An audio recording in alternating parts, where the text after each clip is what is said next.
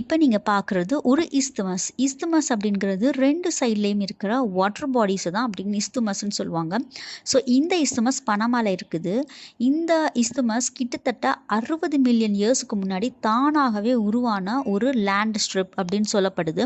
இதில் இருக்கிற ஸ்பெஷாலிட்டி என்னன்னு பார்த்தீங்கன்னா, ரைட் சைடில் கரிபியன் சி, அதாவது அட்லாண்டிக் ஓஷனோட கரிபியன் சீயையும், லெஃப்ட் சைடில் கல்ஃப் ஆஃப் பனாமா, அதாவது பசிபிக் ஓஷனையும் பிரிக்கிறதுக்கு இது முக்கிய காரணமாக இருக்குது. அது மட்டும் இல்லாமல் நார்த் அண்ட் சவுத் அமெரிக்கா 2 கண்டங்களை இணைக்குது, 2 கடல்களை பிரிக்குது.